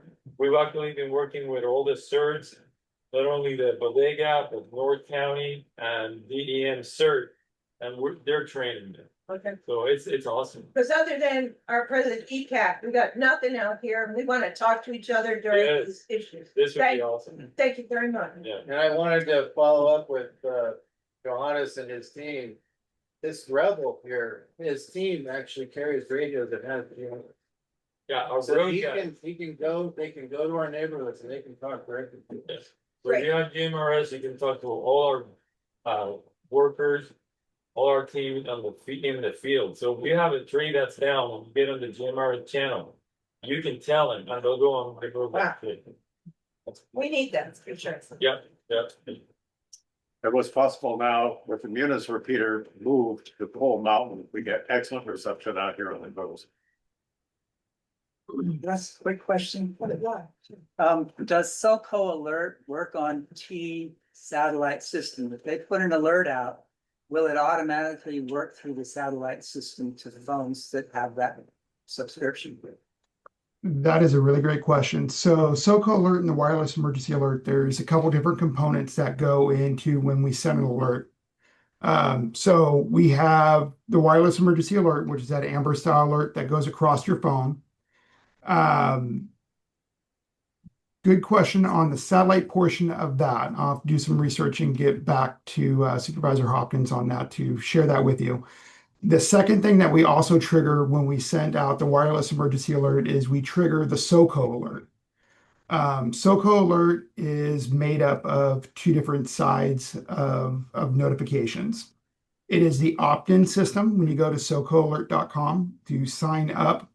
And then by law, we get the utility data every other month. So we get PG&E data, we get water data, we get from all the utilities, addresses and phone numbers of the community members, and we upload that into the SoCo Alert system.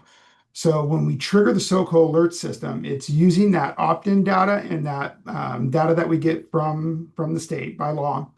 And we are giving you a voice phone call, we're giving you a text message, and we are triggering your email with that. So with that, on the T-Satellite system, if we are sending the SoCo Alert, which we always do send a SoCo Alert after a WIA, you should be able to still get that information via text message, via email, and also through voice or recording, the recording to your phone as a voice. So But the Rod, wireless emergency alert is set up to tied to the cell towers. right, so Rod and Joe, will that work through your system currently?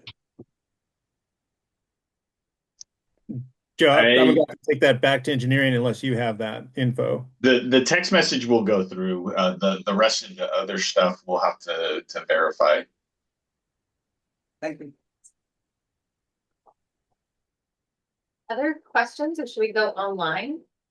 Seeing no more in person, Tracy, do we have any questions? We do. I think just. Carol, please unmute to speak. Welcome.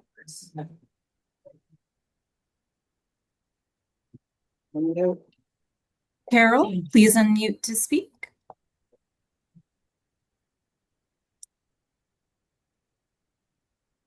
Okay, it looks like we'll go to Rick. Rick, please unmute to speak. It's Rick from Jenner, and I just want to say thank you to all of you who are putting in all this work. It's refreshing to know that people are putting in all this work to try to make thousands of people literally have cell phone service.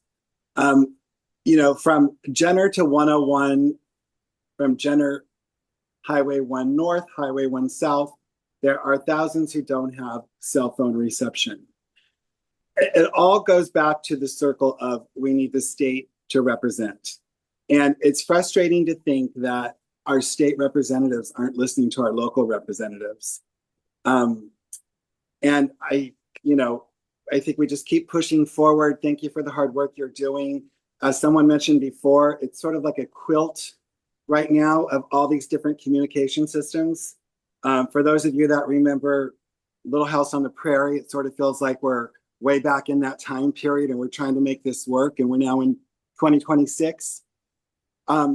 Jacob, Permit Sonoma, I'm just curious, like in the past, do we have the information?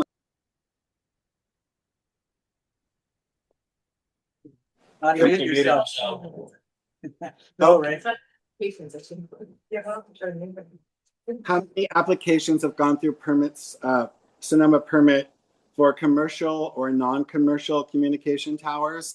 And out of those applications, how many do we know, if we know, that were approved?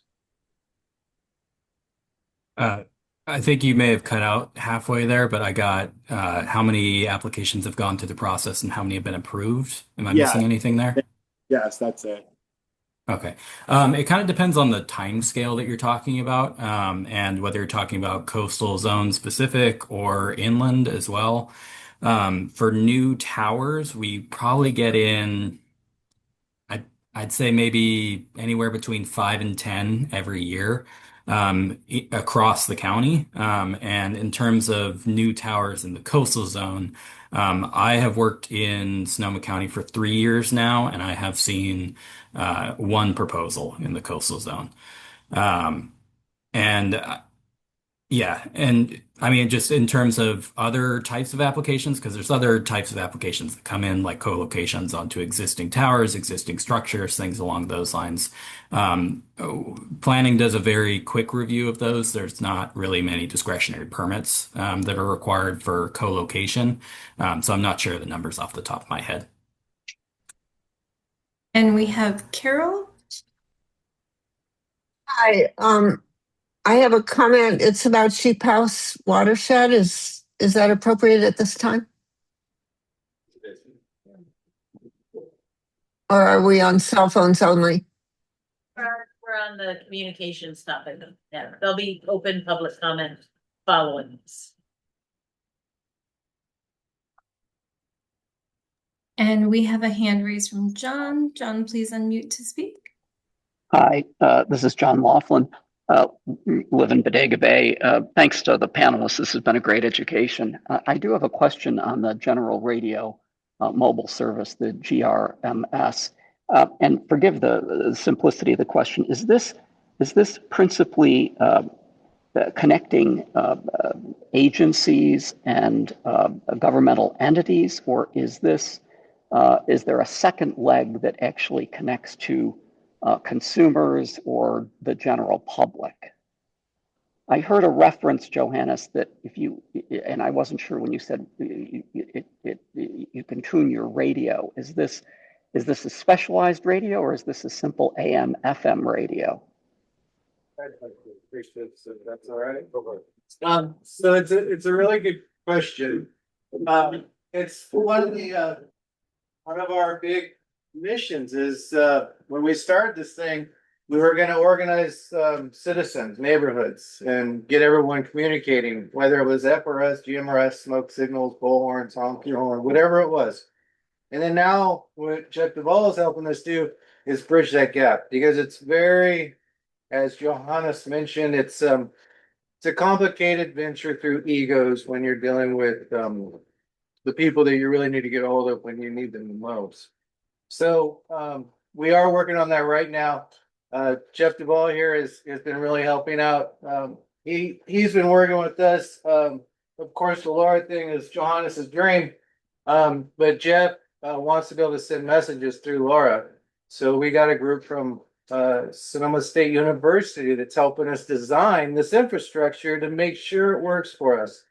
So we're always working on trying to bridge those gaps with your local fire department, CERT teams, both teams, sheriff, fire, oh, you name it. It's in its infancy, but we're working on it. GMRS is available to residents, so it's you can use it in public safety, you can use it everywhere. But yes, this is accessible to residents free of charge. So all you need to do is have a GMRS specific radio, and we have standardized on a it's a Baofeng radio, which is a very popular radio name. And it's a UV5G plus that we've standardized on, which is a GMRS specific radio. It is you need a license, but it's there's no test. It's $35 for 10 years, covers your household, and the radio itself costs $25 on Amazon or wherever else you get it. But we provide those trainings and give those radios to you for free after a 2-hour training session, or it's a workshop. We're not providing training, it's instruction. So but yeah, anyone can use that, and it just needs to have connectivity to either another radio within your vicinity or this repeater network that's countywide. I'd like to add that FRS family radio service is free. You don't need a license. So for neighborhoods that don't want to get a license and they communicate and gather and create their little infrastructure, they can use FRS.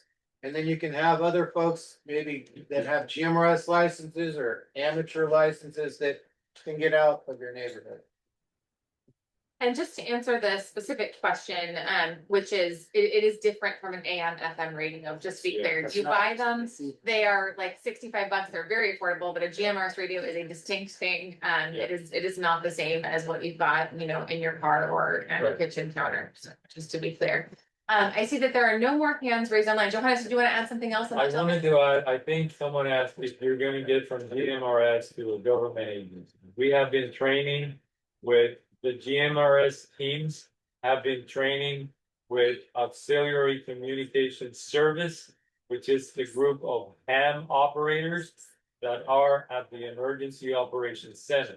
So when we train, we have a group of GMRS that can communicate with GMRS people at the EOC and transfer that message to the ham operators. We'll take it to the EOC. So this is where DEM is working with us, where we can have someone in GMRS with an emergency go all the way to the EOC through ACS properly and get help. Final questions for Just a comment. I have GMRS. Yep. And I'm very remote. Yep. And when I hear helicopters and smell smoke, I get on the GMRS, and through the repeaters, I'm able to reach somebody that seems to always be by the radio in Santa Rosa. That seems to know what's going on. That would be Danny. And we have and we have Watch Duty, which was locally made. But that's how GMRS is really important. Yeah. That's awesome. Well, with that, we have no more questions, but I want to hand it over to the panelists for any final words. So maybe we can go to online panelists first. Does anyone want to share any final thoughts or anything before we wrap up the panel? And then after that, we'll go to the general comments. I know there are a few general comments online. I'll Anyone? start. I'll start. Rod Delarosa here. Just thank you so much for having us. This is a treat to be able to talk to a switched on crowd that is, advocating for better wireless. We are working on it. Joe and I and the team will bring this information back, and we'll respond to the question about the ability to work with emergency services and how those signals work. But thank you so much. I learn as much as you folks do when I come to these panels. So love everything that you guys are doing, the creativity. So Joe, I just want to say thanks, and see if you have anything else to add. No, appreciate you guys having us on and talking about how we're trying to fill in the gaps there in coastal coverage. And I just want to say thank you to both of you for taking time out of your busy lives and to be here and to share this information. We know that we always have to have public-private sector partnerships in order to really bridge the digital divide. And so it's awesome that we've got local nonprofits stepping up. It's also, important to look at the bigger coverage, statewide. And so really appreciate your attendance today. It looks like Jacob might be ready to jump in as well, or Jeff wants to go first. Jeff, you go for it. Thanks, Jacob.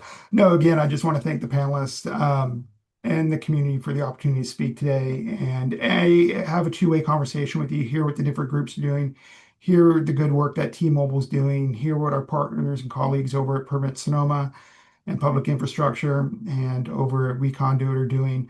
Again, trying to just work together with the community, figure out where we can bridge those gaps together. And then I just wanted to circle back and say, just know that we're always looking out for you here in the Department of Emergency Management as stuff is going on and looking at where we can start jumping in and collaborating and coordinating.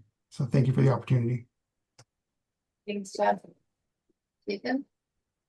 Yeah, thanks very much. Appreciate the invite to be here and to talk to everybody. I wanted to point out just kind of one, overarching theme from Permit Sonoma. Engagement is so important. And I mean that in two ways. One, from, people developing these services. I know planning, permitting can be really, daunting sometimes, but we're here to work with you and get through it. Come talk to us early and we can get you through it, without any major holdups. And then on the public side of things, if you like a project, if you don't like a project, we always love hearing from you. Most of my job here is facilitating the public process. So if you see a project you like, send us a comment. If you see a project you don't like, send us a comment. We're here to hear that. So thanks again for having us, everybody. Thank you. And then before bringing it back to our in-person panelists, I do want to make one plug on behalf of Jeff Duvall and Nancy Brown, who is in the Department of Emergency Management and is always also everywhere in West County. If you know any Sonoma County sophomores, juniors, or seniors, so that might be interested in learning more about emergency management, we actually have like a model EOC, basically a camp that runs June 15th through 19th.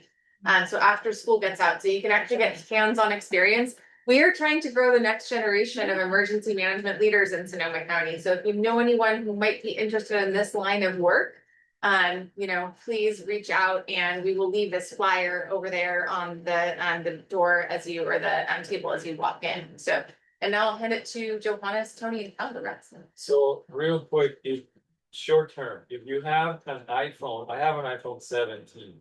But if you guys have an iPhone now and there's an emergency and there's no cell service, you can use the satellite feature that Apple provides for free in your phone. And you have to point at the sky and it shows you where the satellite is going by on the screen.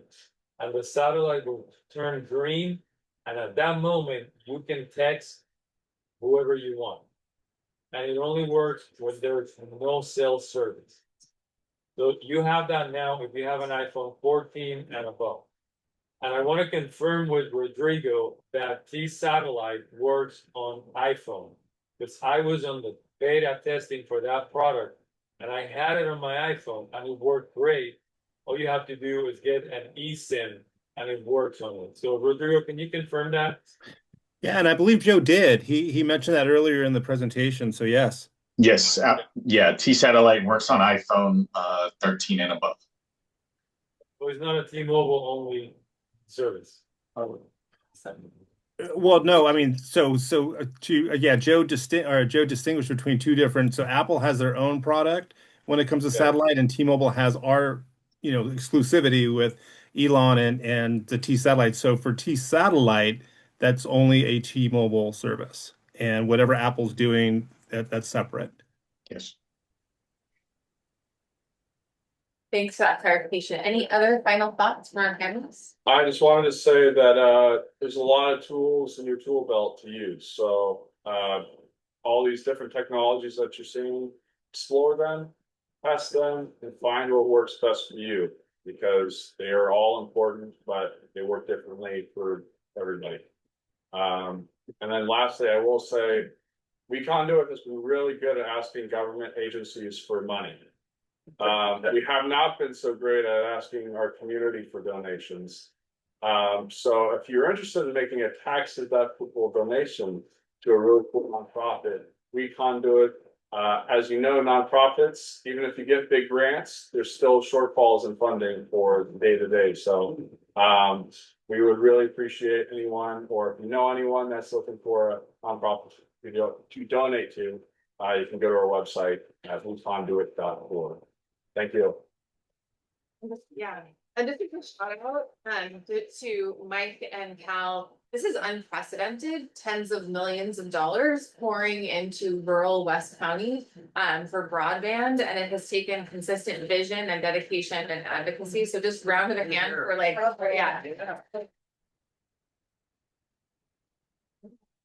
Question for you, Mr. Daniel. Sure. Yeah, I was gonna be here, but actually, if you want to, Linda.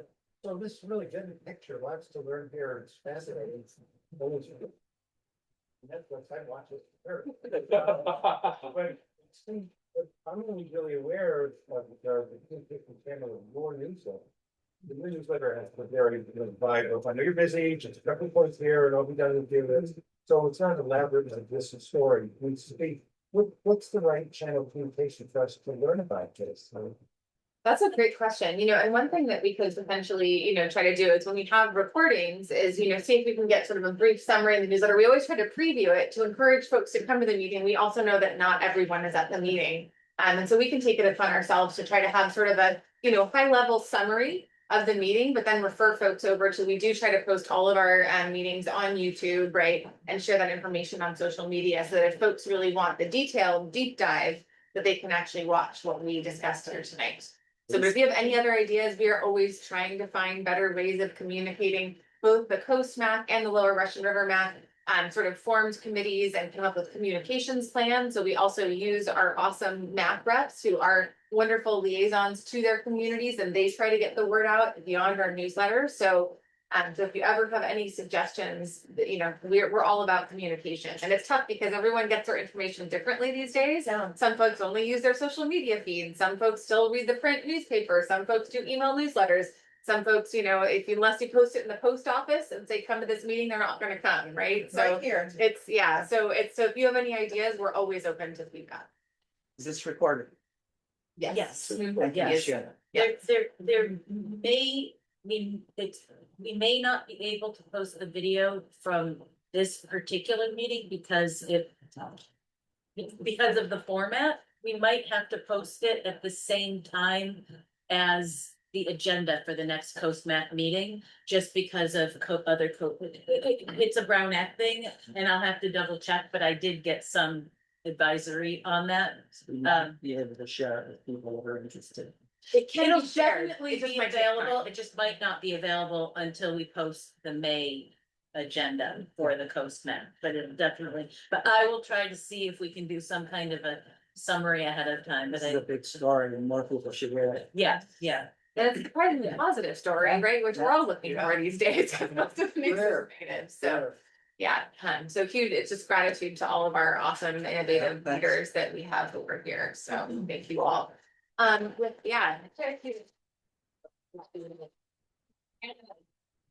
With that, I do want to go back to general public comment. So if there is anyone final call for in-person general public comment, okay, then we will go online. Tracy, is there anyone who would like to make just a general comment? I'm not seeing any hands raised online. Oh, Carol, it's not, I just don't want Elsa, to. please unmute to speak. Hi, my name is Elsa. Good evening. I'm a mother, a small business owner, and a resident of Sebastopol. And I'm here to comment on the logging plan that was proposed by Bruce Berry. Over the past month, more than 500 public comments have been submitted to oppose his plan. That is not normal. This is not just a Jenner issue. This is actually a West County issue. These are not just form letters or templates. These are real people, parents, residents, business owners, taking time to understand what is being proposed. And today I want to bring a couple of those voices into this room. One is Michael Mori, a local school principal. He wrote that the decisions made here will echo for decades. Our children will live with the consequences. Patricia Martin, a business owner and scientist, wrote that I live downstream from this watershed. This is not an abstract environmental concern. It's my community, my family's water, and a living ecosystem I witness daily. That's what this is about. And I want to be very clear about something that seems to be getting lost in the conversation. People are not against forestry. People here understand the need for forest management. But what people are struggling with is something very simple: clarity. One commenter, Annalise Lafaro, put it this way: the evidence reviews that the plan is fundamentally inadequate, and the ecological stakes are too high to approve it in this current form. This is a call for transparency, rigor, and accountability. There is real confusion about how this plan will be implemented and why so many expert concerns about water, sediment, and habitat remain unanswered. And when a plan is this large, over 1,000 acres, operates in perpetuity, and sits this close to a community where the watershed's already impaired, people expect transparency. And right now, many of us do not feel like we have that. So what we're seeing is not just opposition for the sake of opposition. It's actually a community, West County community, asking to understand before decisions are made that cannot be undone. Thank you for your time. Thank you for your comment. Tracy, is there anyone else online? There are no other hands raised now. Okay. All right, with that, I am going to let our CMAC chair sort of wrap this up. Is there anything you'd like to say? You can give sort of the farewell or just a quick farewell. It's up to you.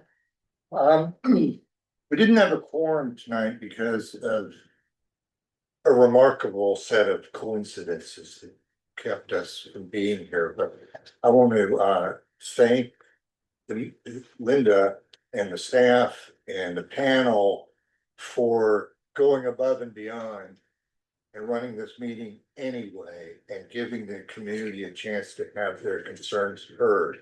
A lot of the things that are brought to us aren't really county issues, but there aren't any other forums where you can get your voice heard one way or the other. So I think this has been a very valuable meeting. I'm sorry I was late. I was stuck in San Francisco and what are you gonna do?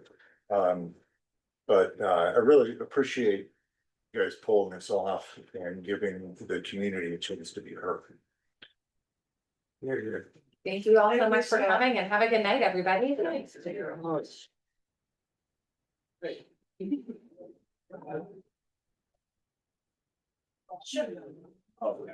Yeah.